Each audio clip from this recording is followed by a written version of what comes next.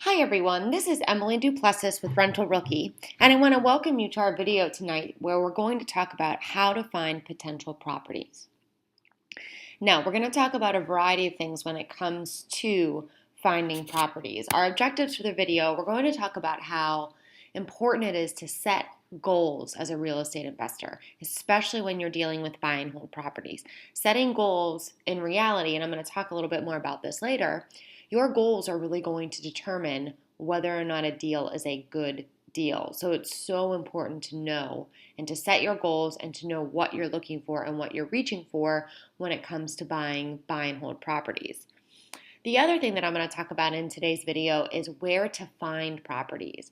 I have a laundry list of places that you can go, websites, different ideas. I'm going to take you to some of those websites, talk a little bit about some of the programs that are offered through these websites so that, a lot of times people who are just getting started, or if you've been investing for a little while, you may have one or two places where you go to find your properties. But and some of the things you may have heard of, and some of the places that I'm going to show you, you might not have heard of. And I hope that by the end of the video, you take away one or two little pieces of information that help you learn something about finding potential properties.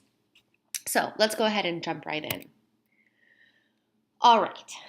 It all comes down to this: to find properties to fit your needs. If you've ever heard anyone say the saying, you have to know where you're going or you're gonna get lost along the way. Think about it. If you are going to a new city or a new place, or you have relatives or family or friends that move to a new house and you've never been there, you don't just jump in the car and drive without knowing where you're going. I say this to my students when I'm teaching English and writing essays and thesis statements. I'm always trying to connect real estate to teaching, because that's what I do by day. Love teaching, and I always talk to my students about writing essays. And those of you who are listening to this, think back to your English teacher and who made you write those 5-paragraph essays or whatever they made you write. They always talked about thesis statements, right? And thesis statements are your roadmap of your paper. They tell your reader where you're going. Well, that same idea and that same concept, it applies to real estate investing. If you don't know where you're going, if you don't know what your goals are, if you don't know what you're trying to achieve, you are going to get lost along the way. Getting lost going to a friend's house might just mean making a couple of wrong turns. Getting lost in an essay for an English class might just mean losing a few points. Getting lost in real estate investing is probably going to cost you money. And I don't think there's anybody out there that wants to lose money. We don't get into investing in real estate to lose money. We get into investing in real estate to earn money, whether that's through positive cash flow, appreciation, flipping, wholesaling, whatever it is that people get involved in with real estate investing. We're all in it to earn money. So you have to make sure that you're setting your goals from the beginning on what you want to do. So think about it. Your goals are going to determine your needs. And I'm going to skip ahead and skip back a little bit. Your needs are going to determine what exactly your goals are going to be. So first off, before you can even get into this whole idea of setting goals, you have to think about what type of investor you are. Assuming you're here learning at Rental Rookie, you want to invest in buy and hold properties. You're not looking to flip at this point. You're not looking to wholesale, tax liens, those sorts of things. But there are so many different ways that you can invest in buy and hold properties. You can invest for appreciation, where you're hoping you invest into a property in a good location with good industry and good schools, with good market trends, in the hopes that prices are going to go up in a year, 2 years, 5 years, 10 years. You can resell, cash out the money, and earn some money off of that sale. You might be looking for monthly positive cash flow. That's the type of investors my husband and I are. We're looking for that monthly positive passive cash flow. You might be looking for just getting a cheap deal. A lot of times finding those really, really cheap deals might be in the world of low income landlording. That might be down your avenue. Maybe you want to rent to student rentals. That's a market my husband and I are trying to break in. We've had a couple of contracts on some properties. They fell through, and that's the name of the game. You just got to keep trying. So, depending on, first you have to figure out what type of investor you are. Once you do that, then you need to determine your needs. For instance, if we look at our example, if your goal is to purchase buy and holds that give you an ROI, a return on investment, if you're not quite sure what that is, go to the Analyzing Property section of our e-course. There's a whole video on how to calculate an ROI, what exactly an ROI is, but it's your return on whatever money you put into it. So if you're looking for an ROI of between 15 to 20%, then if you find a deal that only gives you a 10% ROI, you're not going to feel like that's a good deal, and most likely you're not going to move forward with it. Okay? However, if let's say we have person A, person B. Charlie will be person A, Mary will be person B. Charlie wants buy and holds that go between 15 and 20%. If it's not in that 5% threshold, he doesn't think it's a good deal. Mary, on the other hand, is looking for properties that cash flow or that give you an ROI of around 25%. So if Charlie comes to Mary and says, "Oh, Mary, I got this great deal. It's going to give me about an 18% ROI. It's going to be great. It's already rented. Leases are just going to transfer upon sale." Mary might go, "Oh, that's great. Good for you, Charlie. But, if this was me and I was buying that property, it doesn't quite fit my needs or my goals because I'm looking for something between 20-25%. So to Charlie, it's going to be a great deal, but to Mary, she has higher expectations and she's looking for a higher return. So I hope that you see a good deal is going to really be determined by what your goals are and what your needs are. A good deal to person A might not look like the same good deal to person B. So I hope that that's important. A lot of times, people will ask, well, what is a good deal? How do I find a good deal? Well, you're not going to find a good deal until you figure out what exactly you want and what your needs are. That's one of the biggest pieces of advice I can give you when it comes to finding properties, finding potential properties, and feeling like you get a good deal. We're in this business. We're not looking to just get by and to buy properties that aren't good deals. We're investors. We want good deals. We're all about the good deals, but you can't get there until you determine your needs. So let me give you an idea. What do we look for? My husband and I, we invest in our buy and hold properties, and we are pretty much focused on positive cash flow each month. So we're looking for that return, that PCF. So this is what we look for. I'm going to be straight up honest with you.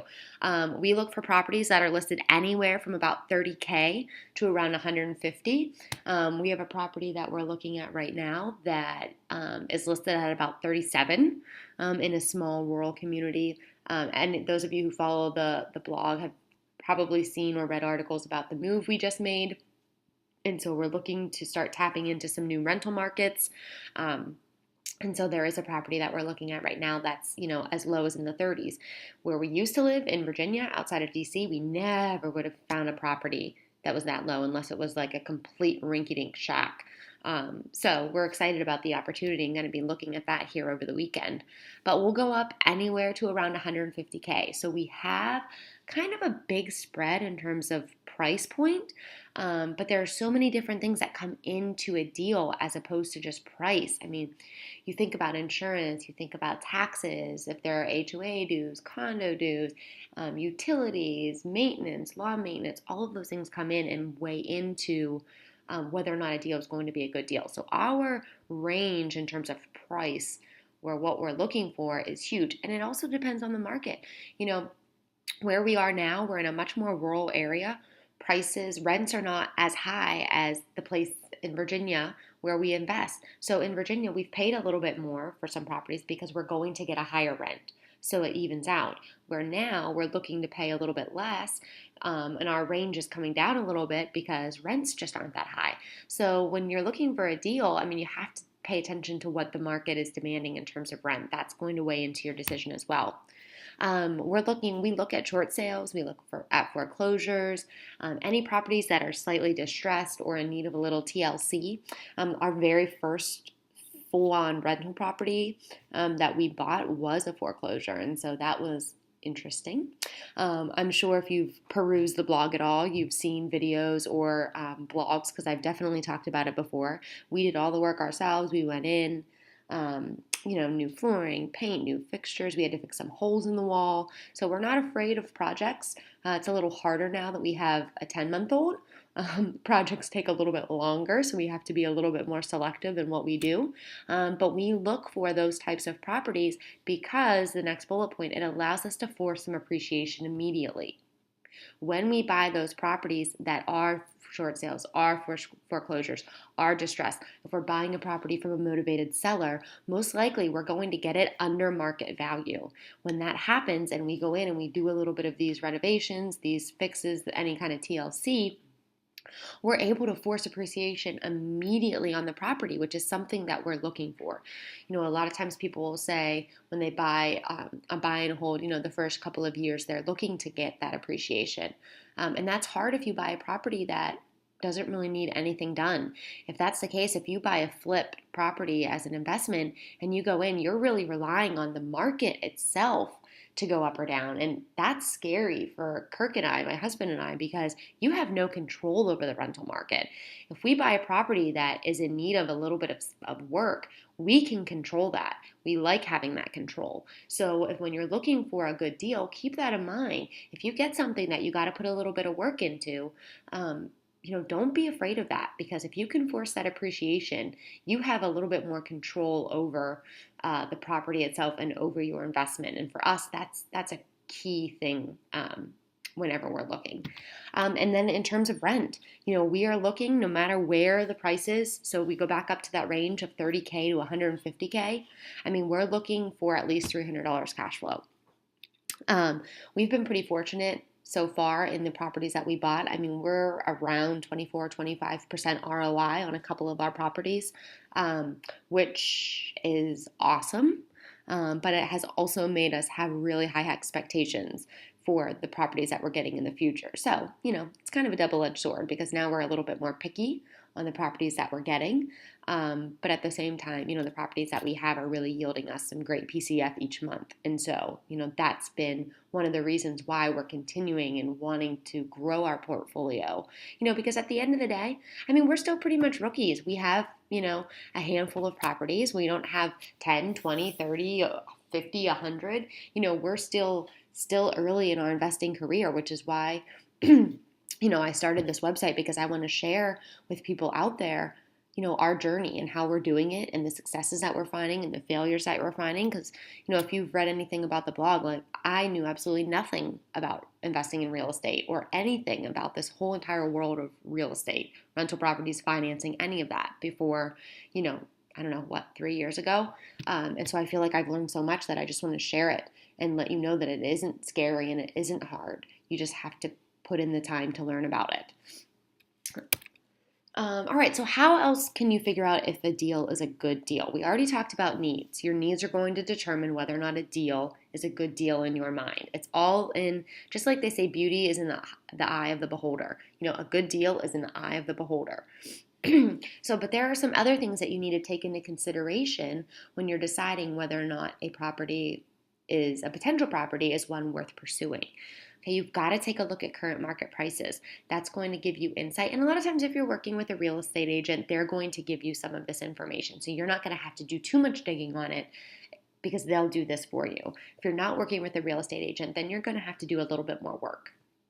But take a look at current market prices. What our house is selling for. Is the house that you're looking at a property or unit or units that you're looking for? Are they, the seller's asking right around what market value seems to be? You look at comparables, run a comparable analysis, see what other properties that are similar to yours are selling for.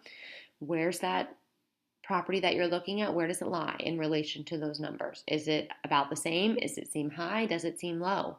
That's going to tell you a little bit more about whether or not it's a good deal or whether or not it's something worth pursuing. If the sellers are listing it high, it might not be something that you want to go after.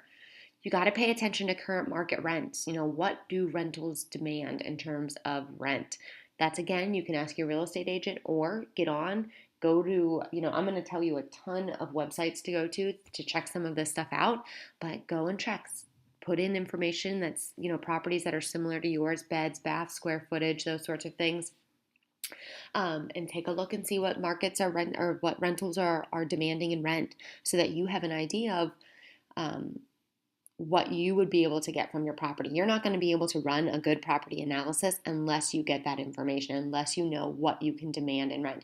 You can't just buy a property and say, it's 3 bedrooms, I think it demands $1,500 in rent, and not pay any attention to the local market. And so when you are running your numbers, which in the analyzing property section, I talk a lot about how that's pretty much the most important thing to do when it comes to investing. You've got to know what you can actually, a realistic number that you can ask and demand in rent. You may want to pay attention to appreciation trends. If you are investing in an area more so for appreciation than anything else, you should really do a little bit of research on what the historical trends have been in that area. Have prices been rising? Have they been falling? Has it been a roller coaster? That kind of information is going to give you or provide you a little bit of more insight into whether or not it might be a good deal. And again, it comes down to your personal goals. What are you looking for? What are your needs? What are you hoping to get out of this? All of those things play into this whole idea of whether or not you're finding a property and finding a quote-unquote good deal. All right, so now I want to talk a little bit about where to find potential properties. There are tons of resources out there, and I'm just going to tell you a few that we use. And I have a list here, and I'm actually going to go on and show you some of, not all of these websites, but a couple of these websites that you may not have heard of, but just because I think that it might be good for you to see them, and once you see them, then you can go on yourself and check them out. The first ones are the Realtor.com, Zillow, Redfin, Trulia. I mean, there's tons of those websites that are real estate listing websites. You can look up for sale, properties for sale. You can look up rentals. You can look up properties that have been sold. If you're looking and doing some of the comparable analysis, sales comparable analysis, you can find all of that stuff on any of those websites. I'm sure most of you, if you've been here before, you've probably been to one of those websites. We frequent them. I actually am the one that does, I would say, if we had to have job descriptions between my husband and I in investing, I would say that I'm the finder. I'm the one that's kind of scouring the websites, looking for the deals, trying to find things for us, to then go pursue. And I do use those websites. I kind of, depending on the area that we're looking, I go through a bunch of these websites, but I definitely use them. My key piece of advice, though, and I talk about this in another video, is that if you are looking at some of those websites, a lot of times those websites will not be all that detailed. And so if I find a property, let's say on Realtor.com, and I'm interested in it, I may go to Redfin.com and look the same property up and take a look at the details that are on that website as well. One, I'm able to compare and contrast to see if there's any discrepancies in terms of figures or square footage or beds, bath pictures, so on and so forth between those two websites. But also, right off the cuff, I know a lot of times Realtor.com does not list taxes. Redfin.com does list taxes. So if I find a property on Realtor.com and I'm really interested in it, and I want to run the numbers and use my analyzer to see if it's going to be something that we want to pursue, I need to know those taxes, or else my analysis is not going to be even close to being accurate. So I'll run over to Redfin, put in the information. Property taxes usually pop up on Redfin, so I pull that number. So just know if you use any of those, I would really recommend, if you find something on one, check it out on one of the other sites, because it's just going to give you more information or allow you to catch any kind of discrepancies that might be there. Craigslist. If you are looking, and I just started frequently looking on Craigslist just this summer. For whatever reason, we've listed our rentals on there. I never really thought about looking for sales on there. But just this summer, I started looking, and let me tell you, we've had a lot of leads from Craigslist, and a lot of times motivated sellers, they don't want to deal with a real estate agent, because think about it, if they're selling, they're going to have to pay real estate commissions. And so if they're trying to get out of a property, or if they're trying to save as much money as possible, or just get rid of it as fast as possible, and they don't want to deal with a real estate agent, a lot of times they'll just list it on Craigslist. So you can get access to that. It's quick, it's easy, it's free. We have found properties on there that we didn't find on any of the other websites, that we didn't find on the MLS, that didn't even have a for sale by owner sign in the actual front yard. This just happened to us this past weekend. I just happened to get on there and look at it, and there was a property that we were totally interested in. We went and looked at it. We were competing against some other people and unfortunately lost out on the deal. But it was all because I went on Craigslist. So do not discount Craigslist for going and looking at properties for sale. For sale by owner is a good one. Like I said, those aren't going to be listed probably with a realtor, obviously with a real estate agent, but you might have a harder time finding those. So there is a website that you can go to if you Google search for sale by owner. That will come up. HomePath and HomeSteps, I'm going to take you to that website and I'll talk a little bit more about that when I get there. Realty Track is a good website to go to because it allows you can put in an area and it pulls up homes that are for sale by owner, homes that are on the MLS, auctions, foreclosures. I mean, it's like a lot. It pretty much encompasses everything. You do pay a monthly fee to be on that, but it gives you a ton of information. I recommend checking it out. HUD Home Store, I'm going to go to that and show you that one.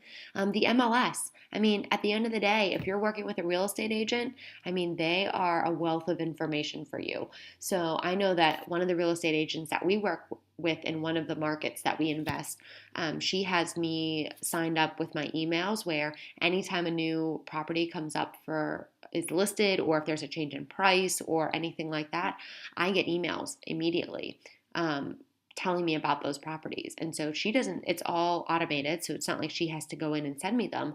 She puts my information in for what I'm looking for, and I get properties that meet those needs. So I recommend if you're working with a real estate agent, that is a great resource for you to use. Auction.com is another good one. Some of the properties that are on auction.com you can get financing for. Others you have to pay cash. So, you have to I would recommend going and looking at it. If you're not somebody that is somebody who's all that risky in terms of investing or a cash investor, you might not want to go frequent that. But I recommend just looking at it. Driving around your neighborhood. I'm telling you, in some of the more rural areas, depending on where you are, and maybe even in more suburban areas, I just know when we moved here in Pennsylvania to rural PA, we drove around, even looking for our own home that we just bought and we just moved into a couple of weeks ago. We just drove around, and I mean, there were tons of properties that were for sale with just signs in the yard that were for sale by owner that weren't listed anywhere. So had we not been driving around, we would have never seen those properties and never gone and looked at them. So I recommend just driving around your neighborhood and then talk to people, word of mouth. Let people know let people know what you're doing. Let people know that you're investing in real estate. Let people know, hey, if you know anybody that's selling, anybody that's, motivated, just put a bug in people's ear. Another good one is going to local real estate association groups, depending on where you are. If you get on and just do a Google search for like real estate associations in your area, a lot of times there are real estate investment meetups where you can go and you can meet like-minded people who are doing the same things that you're doing. And I mean, there's a plethora of opportunity there for you in terms of partnering, in terms of just learning about if you're new, assuming you're new being here at Rental Rookie, you can maybe apprentice with somebody. Somebody can really take you under their wing and teach you about the market. And I mean, there's just tons of opportunity there. So I totally recommend going and finding out about a local real estate association.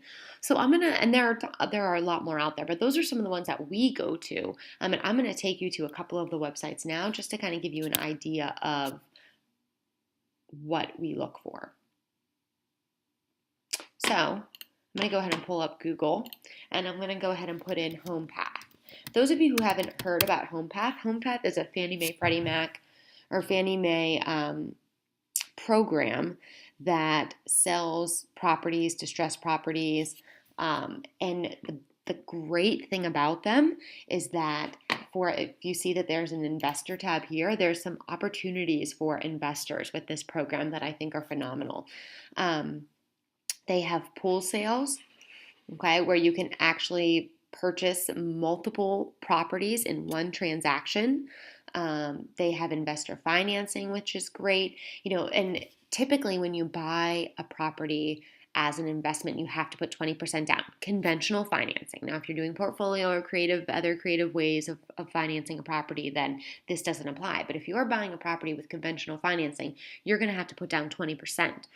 HomePath, however, for investors, you only have to put down 10%, which is one of the reasons that I love the program, because it allows us to get into a property with less cash, which I think is another thing as investors we're always looking for. How can we get properties with putting as little money or as little risk into it? They also offer for some of their properties home path renovation mortgages where you can actually roll in some of your renovations into the actual mortgage. So there's a lot of opportunity here for HomePath, and they have a special tab here for investors that I recommend you go and read up on. They give you a lot of information. But even if you come here and I put in, let's just put in Indiana, PA, which is where we live now. And we'll see. There's actually a property that we looked at from HomePath, and it's still here, and the price was reduced even more. Look at that. We actually looked at this property as one for us to buy, renovate, and live in. However, we were having some issues with the mold that was in the basement, and so we didn't actually go through with it and found a different house. But this is one that we looked at. Looks really small on the outside, but great potential for space in the inside. And so, if you put in your area, click on a property, you can come in. Of course, there are pictures that you can see, which is always awesome. Gives you information, the MLS ID, gives you a bunch of the property details, square footage, price, beds, baths, school information, map, some of the good. I shouldn't say all because I don't see taxes on here and those sorts of things. But some decent information in terms of the property. But again, here we go. We could get into this property with only 10% down, which would be fantastic. And so that's one of the reasons that I really like HomePath. And a lot of times whenever you search an area, it's going to come right up and say under contract, price reduced, online offer, and those sorts of things. So HomePath is a great website for you to check out. Another one that's similar to it is homesteps.com. I haven't dealt a ton with this, but I have kind of perused the website a little bit. Now this is with Freddie Mac. So HomePath was with Fannie Mae. HomeSteps is with Freddie Mac. But this program is only offered in a handful of states. So I would recommend getting on here, taking a look around. If I put in, let's see, Frederick County, Virginia, it's where we own some properties, find homes, see if anything pops up. All right, so here are two properties. Let's just say I click on this one.